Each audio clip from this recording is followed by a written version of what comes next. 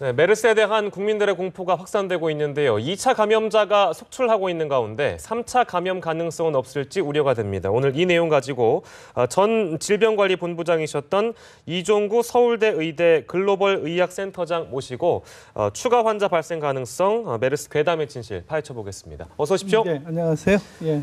저희 방송 출연해 주신 게 22일이었더라고요. 제가 찾아보니까. 예. 그때는 환자가 3명이었거든요. 예. 그리고 그때 당시 인터뷰에서 제가 기억하기로는 이렇게까지 크게 번질 가능성에 대해서는 전망을 할 수가 없는 상황이었는데 지금 상황을 보시니까 어떤 생각이 드십니까? 이렇게까지 그래도 여전히 첫 번째 환자 접촉한 것들이 다 확인이 돼야 되는 상황입니다. 역시 역학조사가 제일 핵심이고요. 첫 번째 환자 관련되는 것을 다 찾아내면은 이것은 고리가 끊어집니다. 근데 첫 번째 환자와 관련된 게 잘 찾아지지 않아서 지금 이렇게 되고, 그리고 두 번째는 아까 뭐 TV에도 나왔지만은 격리 조치를 할 때 따르는 여러 가지 부작용들이 많습니다. 그러다 보니까 아까 이제 생계 문제나 인권 문제 이런 것들을 고민을 해서 초기에 좀 강력하게 대처를 못하고 그런 것들이 이제 겹쳐서 이렇게 첫 번째 환자와 관련된 강제 조치들이 좀 미흡해서 나타난 현상이 아닌가 이렇게 봅니다. 그렇지만은 여전히 제일 중요한 거는 첫 번째 환자 행적과 관련된 것들이 철저하게 추적을 한다면은 이거는 다 뿌리가 다 드러나게 돼 있습니다. 정리를 좀 해보겠습니다. 일단은 지금 오늘까지 18명, 그러니까 밤새 3명의 환자가 늘어났잖아요. 이 3명은 어떤 분들입니까? 이 역시 이제 첫 번째 환자가 입원했던 병원에서 감염됐습니다. 근데 이제 어떻게 상황이 이렇게까지 이어지다 보니까 초동 대처 아까 말씀을 하셨잖아요. 근데 병동에서 우리가 격리를 할 때 병동에서 첫 번째 환자가 있었던 병동 말고도 다른 곳에서도 막 생겨나고 그게 이랬잖아요. 이제 뭐 혹시 공기 전파가 아닐까 이렇게 말씀하시는 것이 있고 또 3차 감염이 아닐까 이렇게 얘기하시는 분들이 많은데 그것보다는요. 실제로 이제 아까 이거는 기침, 감기, 열, 폐렴입니다. 폐렴 궁극적으로. 폐렴은 이제 가래가 나오게 되고 가래균이 묻어 있는 거거든요. 그래서 이 가래가 손에서 다른 사람 손으로 넘어가는 거죠. 그 사이에 뭐 문고리를 만든다든가 화장실을 같이 쓴다든가 또는 뭐 수도꼭지를 같이 쓴다든가 뭐 이렇게 되던가 또는 의료진이 이제 손을 깨끗이 안 씻어서 다른 사람의 전파든가 이런 식으로 해서 전파되는 거지 이렇게 공기 감염될 가능성은 현재는 적고요. 이게 만약에 비말 감염이 일어난다면 이것보다 훨씬 더 많은 환자가 생겨야 됩니다. 비말 감염이라고 한다면 어떤? 그냥 이렇게 저하고 같이 계실 때 전파되면 이거는 뭐 인플루엔자 같은 경우가 그렇죠. 인플루엔자 같은 경우 그렇게 번지는데 이건 폐렴이기 때문에 폐렴은 이렇게 쉽게 번지지는 않습니다. 그래서 그런 이제 조치가 초기에 역학조사에서 관련된 사람들을 다 추적해낸다면은 이거는 뭐 이렇게 증상이 나타난 다음에 이 감염이 일어나기 때문에 그 증상이 나타나는 걸 잘 관찰하고 있으면 뿌리를 찾아낼 수가 다 있습니다. 처음에 생각했던 것보다 뭐 확산 속도가 빠르다 이런 분석이 나오고 있는데 그렇다면 현재 관리 체계를 좀 격상해야 할 필요성도 있는 겁니까? 그거는 이제 정해진 매뉴얼이 사실 있습니다. 이게 이제 만약에 말씀하신 대로 격상하려면은 지역사회에 전혀 이분과 관계없는 사람이 이제 확인된다면 그때 이제 격상을 하게 되죠. 그렇지 않고 이게 이제 첫 번째 환자와 다 관련성이 있는 거거든요. 한 통이라고 보시면 됩니다. 근데 이건 수사하듯이 이걸 철저히 추적해서 그 증상 여부를 확인하고 경우에 따라서는 자가 격리시키고 또 시설 격리를 해야 되는데 이제 그런 부분을 지속적으로 해나간다면은 마지막 환자가 확인된 지 2주 정도, 2주 말 정도쯤이면은 추가 환자 여부에 따라서 이게 쉽게 끝난다, 쉽게 끝나지 않는다 이렇게 결정이 되지 않을까 이렇게 생각됩니다. 아까 뭐 정치권에서도 비판을 했습니다만 정부의 이런 늑장 대처에 대해서 비판을 했습니다만 일단 철저하게 관리 못하는 것이 사실이고 제가 궁금한 것은요. 아까 그 격상을 하려면 관리 체계를 격상을 하려면 지역 사회와 전혀 관련 없는 사람이 감염이 돼야 된다고 하셨잖아요. 그러니까 이 사람이 이제 어떤 사람이 생겨났는데 이 사람과 관계없이 느닷없이 어떤 곳에서 새로운 환자가 생겨난다. 그 경우에 이제 우리가 격상을 하게 되고요. 이거는 첫 환자와 다 관련성이 있기 때문에 환자가 아무리 많더라도 다 알 수 있는 겁니다. 그 망 속에서. 그래서 그 경우에는 이제 시간을 두고 우리가 쫓아가면 다 찾아낼 수 있다는 거죠. 그럼 주위에서 경계를 올려가려면 전혀 상관없는 사람이 감염이 돼야 되는데 그럴 가능성은 그러면 교수님께서 어떻게 보세요? 다른 나라 사례로 봐도 그럴 가능성이 적다는 거죠. 없습니다. 예를 들어서 비행기를 타고 가서 예를 들어서 미국 사례가 그런 겁니다. 이분이 의료인인데 사실은 아프면서도 이제 이렇게 돌아다니다가 미국에 오셨는데 그 사이에 감염된 사람이 없었어요. 그런 걸 봐서 비행기 안에서 이렇게 감염돼서 나타날 가능성이 없다. 다시 말해서 공기 전파되는 가능성은 없다는 거죠.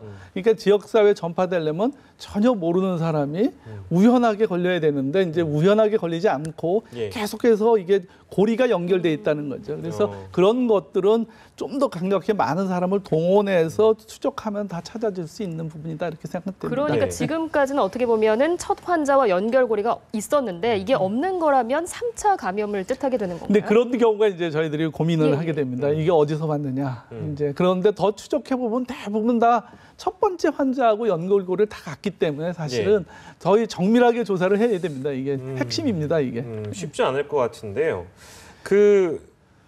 사실은 저희가 오늘 모시면서 지금 우리 사회에서 가장 국민들이 걱정하는 부분이 괴담이거든요. 너무 많은 괴담들이 퍼지고 있어가지고요. 어떤 괴담 같은 경우에는 이번에 있었던 탄저균 배달 사고와 관련해서 메르스와 탄저균이 뭐 연관이 있는 거 아니야? 이런 괴담까지 있거든요. 그거는 어떻게 보세요? 없습니다. 전혀 어이가 없는 내용입니까? 전혀 어이가 없고요. 이런 이제 탄저균은 이게 실험을 많이 하게 됩니다. 그래서 실험 도중에 이제 배달 사고가 났다고 얘기를 들었는데요. 뭐 금방 또 확인됐고 다 처리가 된 것으로 알고 있습니다. 네, 또 다른 괴담도 좀 있죠. 그렇죠. 저도 그 문자 메시지를 받아봤는데 뭐 병원 근처에만 가도 안 된다 맞아요. 이렇게 하더라고요. 어떻게 볼 수 있을까요? 전혀 상관없습니다. 이 병원 안에서 결국은 이제 접촉 감염입니다. 그래서 요번에 이제 병원이 이제 문을 닫았고 병원을 소독했고 의료인은 격리됐고 발생 근원지는 일단은 이제 그렇게 해서 조치를 됐지만은 아까 말씀드린 대로 그 병원에 갔다 오신 분, 거기서 치료받으신 분, 이 부분이 철저히 확인돼야지 그 연골고리를 끊을 수가 있다는 거죠. 네, 실제로 많은 괴담들이 떠돌고 있기 때문에 그런 부분을 저희가 또 확인할 필요가 있기 때문에 여쭤본 내용이고요. 다시 이번 내용으로 돌아가 보면 3차 감염자는 전례가 전 세계적으로 없고 이 메르스 바이러스는 없고 근데 만약에 우리나라에서 그러면 안 되겠지만 3차 감염자가 발생한다면 그건 뭘 의미하는 겁니까? 현재 이제 이렇습니다. 예를 들어서 전파 속도가 빨라지고 치명률이 줄어든다. 그거는 이제 바이러스가 사람의 적응을 한다는 소리거든요. 적응을 한다는 거는 이제 바이러스의 어떤 이상, 어떤 생물학적인 변이가 생겨날 가능성 이런 부분도 이제 고민을 할 수뿐이 없습니다. 그래서 아마 지금 그것에 대한 유전체 검사를 진행하고 있는 중인데요. 대부분의 이제 처음 발생했던 인플루엔자 같은 경우도 단계를 지나가면서 사람에 적응하게 되면은 사망률은 떨어지는 대신에 전파 속도가 빨라집니다. 그만큼 이제 치명률 때문에 저희들이 고민했는데 치명률이 떨어지면은 전파 속도가 빨라지면서 많은 사람들이 감염되거든요. 근데 이게 이제 어떤 생물의 또 자연의 적응이죠. 이렇게 적응해 갈지 안 갈지 그거는 이제 두고 봐야 되는데 제 생각에는 그런 일이 쉽게 일어나지는 않습니다. 일단은 지금 말씀하신 내용은 이 바이러스가 전파가 되면서 변할 수 있다라는 말씀이신가요? 그럴 수는 있습니다만 그런 일이 그렇게 쉽게 일어나는 일은 아닌데요. 만약에 그렇다면 바이러스 지금 유전자 검사 진행 중이니까 유전자 검사로도 확인될 수 있습니다. 그렇게 된 경우는 지금보다 강력한 조치가 좀 더 필요할 수 있겠다라는 생각은 할 수 있겠지만은 현재까지는 그런 증거는 없습니다. 무엇보다 3차 감염으로 가지 않는 게 관건이다 이런 생각이 드는데요. 일각에서는 그 첫 환자 바이러스의 잠복기가 이번 주까지이기 때문에 이번 주가 고비다 이렇게 분석을 하더라고요. 첫 환자의 잠복기뿐만 아니고 이 환자와 관련돼서 15일에서 19일 사이에 대량으로 발생했던 환자가 있었던 기간입니다. 19일 이후에 2주 흘러서 그 2주 흐르는 과정 속에 지금 이제 모든 환자들이 찾아지는 거거든요. 그러니까는 지금 역학조사를 다시 했더니만 처음에 이제 역학조사 못된 분들을 찾아내고 이러는 상황이다 보니까는 제일 중요한 부분이 그 연결고리를 찾아낸다면은 다 찾아낸다면은 저희 생각에는 이번 주 안으로 마무리되지 않겠나 생각합니다. 그렇지만 연결고리를 잘못 찾으면은 이제 또 어디선가 또 환자가 생길 수 있다는 거죠. 그러니까 일거수일투족을 다 하나하나 찾아가서 동선을 따라가서 누구를 만났는지 뭐를 만났는지 하나하나 다 검사를 해야 된다는 거잖아요.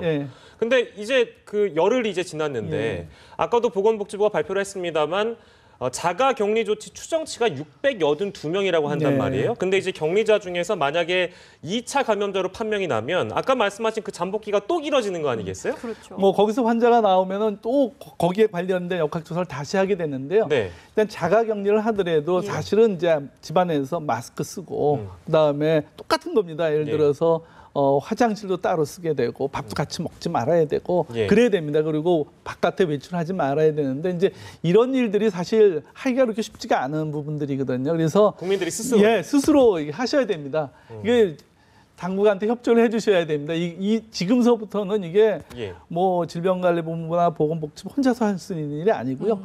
이런 의심이 되거나 내가 첫 환자하고 접촉이 됐다고 생각이 되거나 예. 그러면 스스로 나가지 마시고 그러다가 예. 좀 이상하다 하면 당국에 전화를 하시고 그러면 당국에서는 119 구급대나 이런 응급 앰뷸런스로 따로 격리된 이런 대중교통을 이용해서도 안 됩니다. 이런 앰뷸런스를 활용해서 또 격리시설에 이송하게 되고 이런 철저한 조치가 결국은 많은 분들이 정보를 정확히 알고 계셔야지 네. 또 그 필요한 서비스를 받게 됩니다. 그래서 네. 그렇게 보건소를 통해서 확실하게 이제 말씀해 주시면은 보건소가 또 그런 연락망을 통해서 그런 이제 자동차나 또는 구급대나 또 격리 병상이나 이런 것들 다 안내해 드릴 것이기 때문에요. 예. 그러니까 조금이라도 본인이 이상하다 느끼면은 신고를 해 주시는 게 제일 중요합니다. 예, 제가 저를 포함해서 많은 국민들이 궁금해하는 것은 과연 이 메르스 바이러스 사태라고 하면 사태라고 할지요. 이 상황이 언제 그러면 끝나느냐 이 부분이거든요. 그러니까